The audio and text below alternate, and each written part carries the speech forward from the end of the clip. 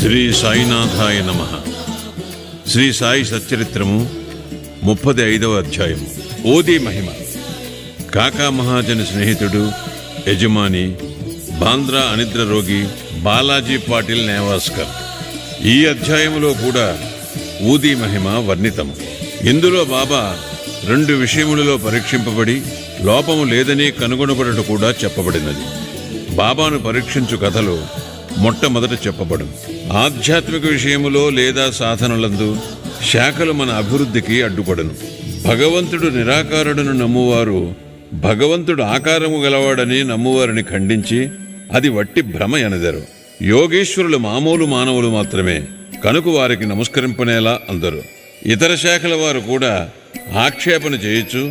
వారి సద్గురువు వారికి ఉండగా ఇతర యోగులకు నమస్కరించి వారికి సేవ చేయనేలా అందరు. సాయిబాబా గూర్చి కూడా అట్టి ఆక్షేపణ చేసేది. షిరిడీకి వెళ్లిన కొందరిని బాబా దక్షిణ అడిగను.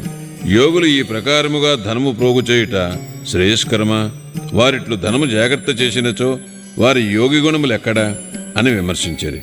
అనేక మంది బాబాను వెక్కిరించుటకు షిరిడీకి వెళ్లి తుదకు వారిని ప్రార్థించుటకు అతడనే నిలిచిపోయేది. అటువంటి 2 ఉదాహరణలు ఈ దిగువనిచ్చుచున్నాము. కాకా మహాజని స్నేహితుడు.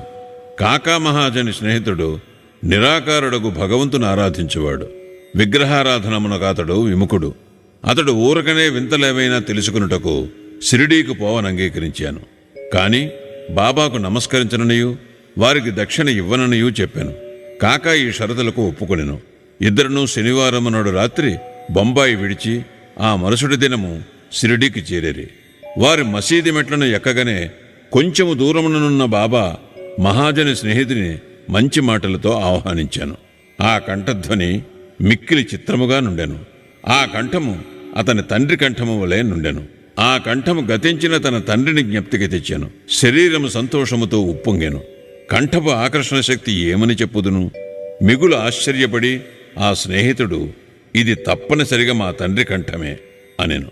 వెంటనే మసీదు లోపలికి వెళ్లి తన మనోనిశ్చయమును మరచినవాడే బాబా పాదములకు నమస్కరించాను. ఉదయం ఒకసారి, మధ్యాహ్నం ఒకసారి బాబా దక్షిణ అడుగుగా కాకా మహాజని ఇచ్చాను. బాబా కాకానే దక్షిణ అడుగుచుండెను. కాని అతని స్నేహితుని అడగలేదు. అతని స్నేహితుడు కాకా చెవిలో, బాబా నిన్నే 2 సార్లు దక్షిణ అడిగాను.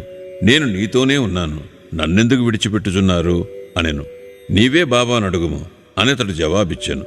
తన స్నేహితుడు ఏమని చెవిలో నూదుచున్నాడని బాబా కాకా మహాజని అడుగగా తన స్నేహితుడు తాను కూడా దక్షిణ ఇవ్వవచ్చునా అని అడుగుచున్నాడనెను. బాబా, నీకిచ్చుటకు మనమున ఇష్టము లేకుండెను కానా నిన్నడుగలేదు. కానీ ఇప్పుడు నీకిష్టమున్న ఎడల ఇవ్వవచ్చును అనెను. కాకా ఇచ్చినంత అనగా 17 రూపాయల దక్షిణను అతని స్నేహితుడు కూడా ఇచ్చాను. బాబా అప్పుడు కొన్ని మాటలు సలహా రూపముగా ఇట్లు చెప్పాను. నీవు దానిని తీసివేయుము, మనకు మధ్యనున్న అడ్డును తీసివేయుము. అప్పుడు మనము ఒకరినొకరు ముఖాముఖి చూచుకొనగలము, కలిసికొనగలము. పోవుటకు బాబా వారికి సెలవిచ్చాను. ఆకాశము మేఘములతో క్రమ్మియున్నప్పటికీ, వర్షము వచ్చినేమో అని భయము కలుగుచున్నప్పటికీ ప్రయాస లేకుండా ప్రయాణము సాగునని బాబా ఆశీర్వదించాను. ఇద్దరూ సురక్షితముగా బొంబాయి చేరిరి. అతడి ఇంటికి పోయి తలుపు తీయేసరికి 2 పిచ్చుకలు చచ్చిపడియుండెను. ఇంకొకటి కిటికీ ద్వారా ఎగిరిపోయాను. తానే కిటికీలు తెరిచి ఉంచినచో పిచ్చుకలు రక్షింపబడి ఉండును. వాని అదృష్టానుసారముగా అవి చచ్చెను. 3వ దానిని రక్షించుటకై బాబా త్వరగా తనను పంపెననుకొనెను. కాకా మహాజని యజమాని ఠక్కర్ ధరంసే జటాభాయ్ అను హైకోర్టు ప్లీడర్కు ఒక కంపెనీ గలదు. దానిలో కాకా మేనేజర్గా పనిచేయుచుండెను.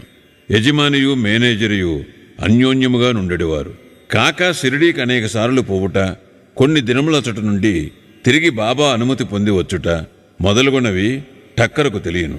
కుతూహలము కోసము బాబాను పరీక్షించే ఆసక్తితో ఠక్కర్ కాకాతో హోళీ సెలవులలో షిరిడీకి పోవ నిశ్చయించుకున్నాను. కాకా ఎప్పుడు తిరిగి వచ్చునో అనున్నది నిశ్చయముగా తెలియదు కనుక ఠక్కర్ ఇంకొకరిని వెంట తీసుకుని వెళ్ళాను. ముగ్గురూ కలిసి బయలుదేరి బాబాకిచ్చుటికై కాకా గింజలతో ఉన్న 2 సేర్ల ఎండు ద్రాక్ష పళ్ళు దారిలో కొనెను. వారు షిరిడీకి సరైన వేళకు చేరి బాబా దర్శనమునకై మసీదుకు పోయేరి.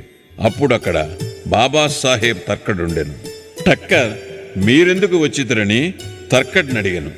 దర్శనము కొరకని తర్కడు జవాబిచ్చాను. మహిమలేమైనా జరిగినవాయని ఠక్కర్ ప్రశ్నించాను. బాబా వద్ద ఏమైనా అద్భుతములు చూచుట తన నైజము కాదనియు, భక్తులు ప్రేమతో కాంక్షించినది తప్పక జరుగుననియు తర్కట్ చెప్పాను. కాక బాబా పాదములకు నమస్కరించి ఎండు ద్రాక్ష పండ్లను అర్పించాను. బాబా వాణిని పంచిపెట్టుమని ఆజ్ఞాపించాను. టక్కరకు కొన్ని ద్రాక్షలు దొరికాను. అతనికి అవి తినుటకు ఇష్టము లేదు. ఎందుచేతననగా తన వైద్యుడు కడిగి శుభ్రపరచనిదే ద్రాక్షలు తినకూడదని సలహా ఇచ్చి ఉండెను. ఇప్పుడు అతనికిది సమస్యగా తోచాను. తనకు వానిని తినుటకు ఇష్టము లేదు, కాని బాబా తినుటకు ఆజ్ఞాపించుటచే పారవేయలేకుండాను. పారవేసినట్లయితే బాగుండదని వానిని నోటిలో వేసుకొనెను. గింజలను ఏమి చేయవలైనో తోచకుండెను. మసీదులో గింజలు ఉమ్మివేయుటకు జంకుచుండెను. తన ఇష్టములకు వ్యతిరేకముగా తుదకు గింజలు తన జేబులోనే వేసుకునెను. బాబా యోగి అయినచో తనకు ద్రాక్ష పండ్లు ఇష్టం లేదని తెలియదా? బాబా వాని నేల బలవంతముగానిచ్చెను. ఈ ఆలోచన అతని మనస్సును తట్టగానే బాబా ఇంకనూ మరికొన్ని ద్రాక్ష పండ్లు ఇచ్చాను. అతడు వానిని తినలేదు, చేతిలో పట్టుకొనెను. బాబా వానిని తినమనెను. వారి ఆజ్ఞానుసారము తినగా వానిలో గింజలు లేకుండెను. అందుకతడు మిగులు ఆశ్చర్యపడెను. అద్భుతములు చూడలేదనుకొనెను. కాన అతనిపై ఈ అద్భుతము ప్రయోగించబడెను. బాబా తన మనస్సును కనిపెట్టి గింజలు గల ద్రాక్ష పండ్లను గింజలు లేనివానిగా మార్చివేశాను. ఏమి ఆశ్చర్యకరమైన శక్తి! బాబాను పరీక్షించుటకు తర్కడికెట్టి ద్రాక్షలు దొరికినని అడిగాను. గింజలతో నున్నవి దొరికినని తర్కడ్ చెప్పాను. టక్కర్ ఆశ్చర్యపడెను. తన యందు ఉద్భవించుచున్న నమ్మకము దృఢపరచుటకై బాబా యథార్థముగా యోగి అయినచో ద్రాక్ష పండ్లు మొట్టమొదట కాకాకి ఇవ్వవలని అనుకొనెను. అతని మనస్సునందున్న ఈ సంగతి కూడా గ్రహించి బాబా కాకా వద్ద నుంచి ఎండు ద్రాక్షల పంపిణీ ప్రారంభింపవలేనని ఆజ్ఞాపించాను. ఈ నిదర్శనముతో టక్కర్ సంతృష్టి చెందాను. శ్యామ టక్కరును కాకా యజమానిగా బాబాకు పరిచయం చేశాను. అందుకు బాబా ఇట్లనెను. అతడెట్లు వానికి యజమాని కాగలడు? అతని యజమాని వేరొకరు గలరు. కాకా ఈ జవాబుకు చాలా ప్రీతి చెందాను. తన మనోనిశ్చయము మరచి టక్కర్ బాబాకు నమస్కరించి వాడాకు తిరిగిపోయాను. మధ్యాహ్న హారతి అయిన పిమ్మట వారందరూ బాబా సెలవు తీసుకున్నటకు మసీదుకు పోయిరే. శ్యామ వారి పక్షమును మాట్లాడాను. బాబా ఇట్లు చెప్పదొడంగెను. ఒక చంచల మనస్సు గల పెద్ద మనుషుడుండెను. అతనికి ఆరోగ్యము ఐశ్వర్యము కూడా నుండెను. ఎట్టి విచారములు లేకుండెను. అనవసరమైన ఆరాటము పైన వేసుకొని అక్కడక్కడ తిరుగుచూ మనశ్శాంతిని పోగొట్టుకునిచుండెను. ఒక్కొక్కప్పుడు భారములన్నీ వదిలివేయుచుండెను. మరొక్కప్పుడు వానిని మోయిచుండెను. అతని మనస్సునకు నిలకడ లేకుండెను. అతని స్థితి కనిపెట్టి కనికరించి, నేను నీకిష్టము వచ్చిన చోట నీ నమ్మకము పాదుకొల్పుము. ఎందుకిట్లు భ్రమించెదవు? ఒకే చోటును ఆశ్రయించుకుని నిలకడగా ఉండుము. వెంటనే టక్కర్ ఇదంతయు తన గూర్చియే అని గ్రహించాను. కాకా కూడా తన వెంట రావాలనని అనుకొనెను. కాని కాకాకు అంత త్వరగా షిరిడీ విడిచుటకు ఆజ్ఞ దొరుకునని ఎవ్వరూ అనుకొనలేదు. బాబా దీనిని కూడా కనుగొని కాకాను అతని యజమానితో పోవుటకు అనుజ్ఞనిచ్చాను. ఈ విధముగా బాబా సర్వజ్ఞుడనుటకు టక్కర్కి ఇంకొక నిదర్శనము దొరికాను. బాబా కాకాను 15 రూపాయల దక్షిణ అడిగి పుచ్చుకొని అతనికిట్లని చెప్పాను. నేను 1 రూపాయి దక్షిణ ఎవరి వద్ద నుంచి గాని తీసుకునినచో దానికి 10 రెట్లు ఇవ్వవలను. నేను ఊరక ఏమీ తీసుకొనను. యుక్తాయుక్తములు తెలియకుండా నేనెవరినీ అడుగను.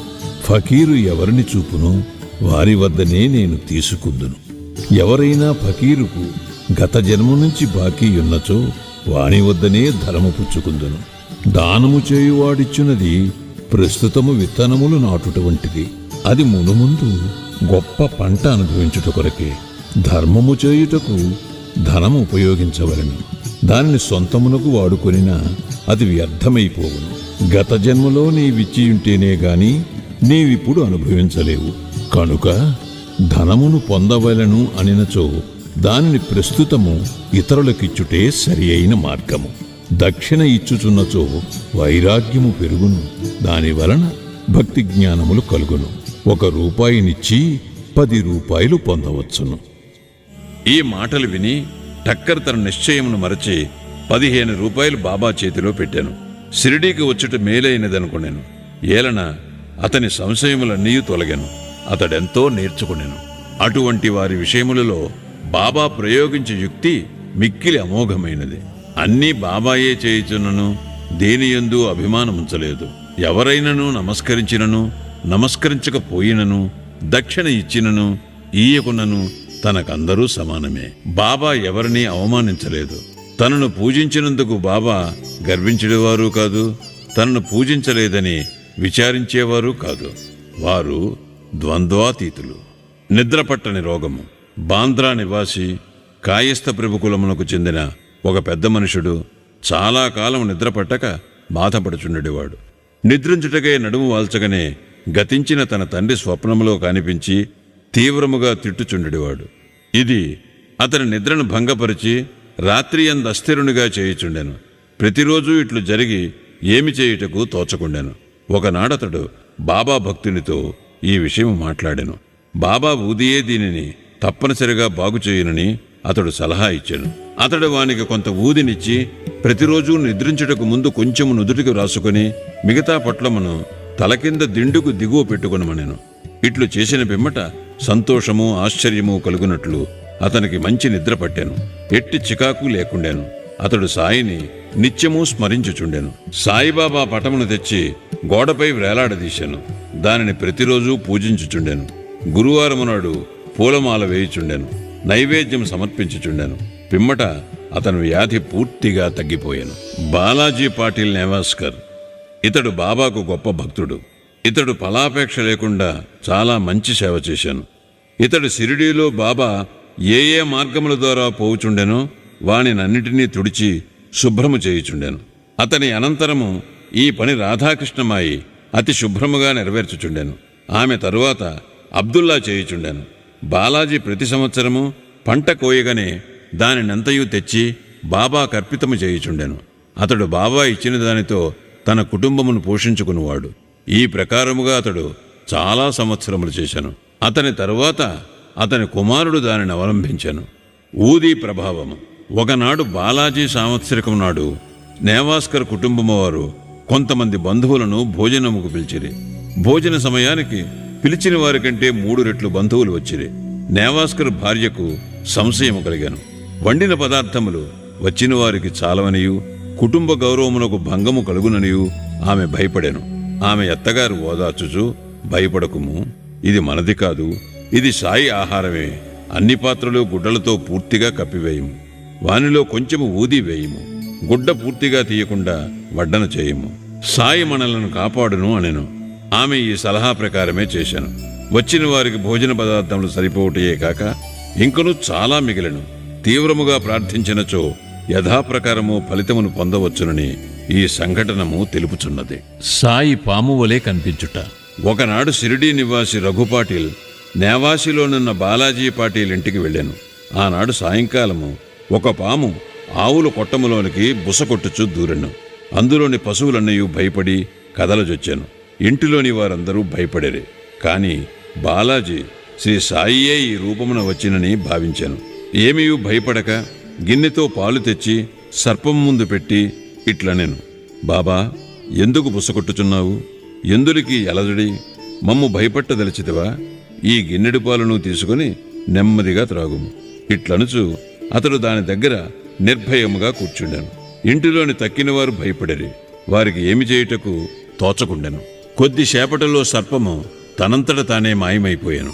ఎంత వెతికినను కనిపించలేదు. బాలాజీకి 2 భార్యలు, కొంతమంది బిడ్డలు ఉండిరి. బాబా దర్శనమునకే వారప్పుడప్పుడు షిరిడీకి పోవుచుండెడివారు. బాబా వారి కొరకు చీరలు బట్టలు కొని ఆశీర్వచనములతో ఇచ్చుచుండెడివారు. శ్రీ సాయినాథాయ నమః. 35వ అధ్యాయము సంపూర్ణము. సద్గురు శ్రీ సాయినాథార్పణమస్తు. శుభం భవతు.